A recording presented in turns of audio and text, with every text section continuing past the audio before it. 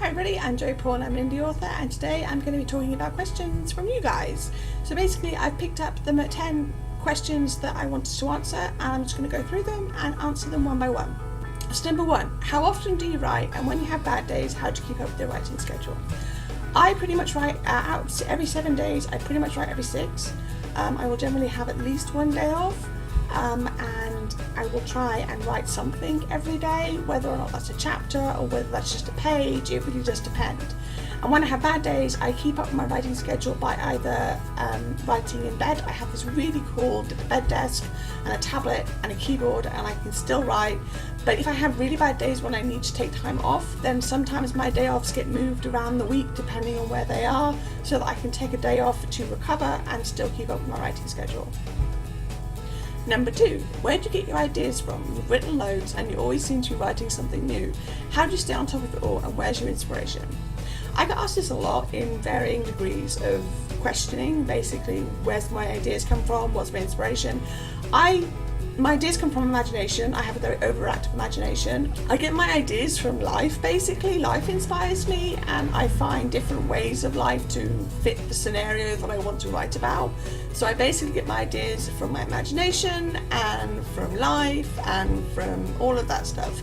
And I stay on top of it by being organised, which I'll talk about in another video. And number 3, I know you've explained this, but how are you a hybrid?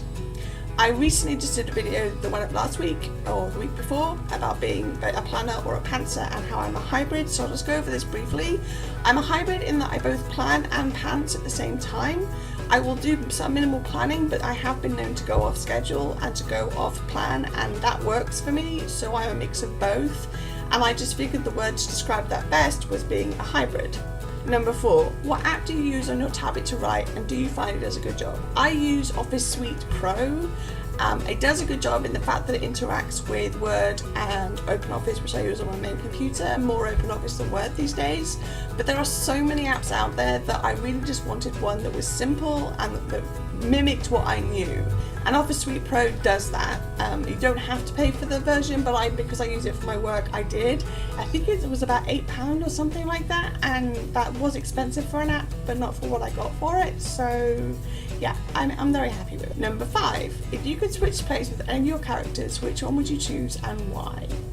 I'm going to have to think about this because I love my characters, all of them. All of them is like making Sophie's choice. I think the character I know best is Tara, which I've talked about before, so I would probably not switch places with her because she gets herself into situations that I wouldn't be able to get myself out of.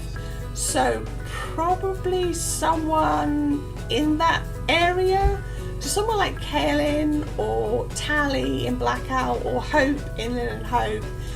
I think I would choose to be somebody like Hope, who's in the background but also the main character in her story.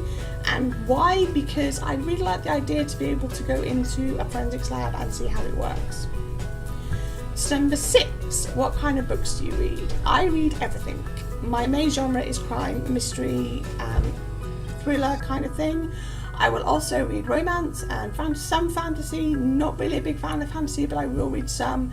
I will also read historical fiction, and I will also read some sci-fi. Again, I'm not really a big fan of sci-fi, but I will read some of it. I will pretty much read whatever I want to read. If the blurb is engaging enough for me, then I will pick it up and I will read it, and I will probably enjoy it. So while my main genre is crime/mystery, I do branch out. Number 7, do you think you will ever be a big fish in the pond? If not, does it bother you? I don't know. I don't think I will ever be a big fish in the pond, not because my writing isn't good enough, but because there are just so many fish in the pond. I think that I will make some kind of impact, and I would like that.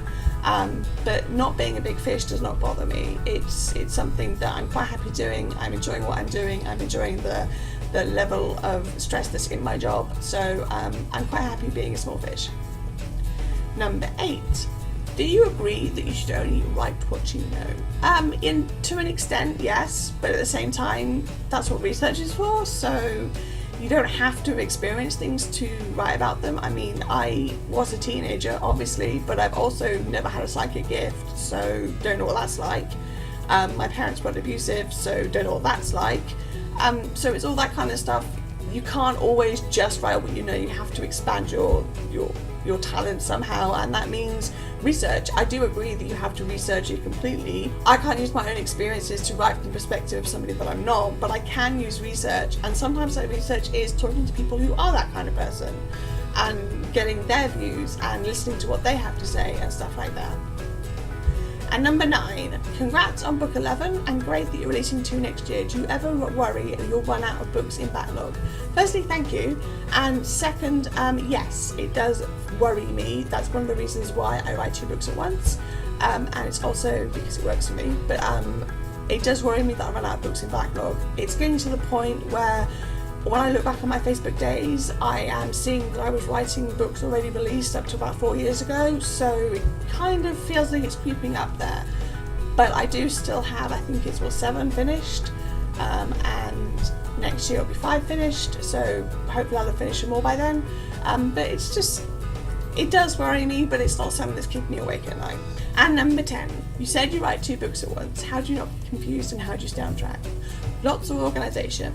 Plus, both books are completely different stories, so there's no way for me to mix up what's going on when I was writing the Dying Thought series, what was going on in Tara's world, with what was going on in the standalone, because generally speaking, they were a completely different world. It wasn't hard to keep it straight. I keep lots of notes, I make sure I have a plan, I make sure I know which characters are doing what, I don't name characters similar names so that I don't mix them up.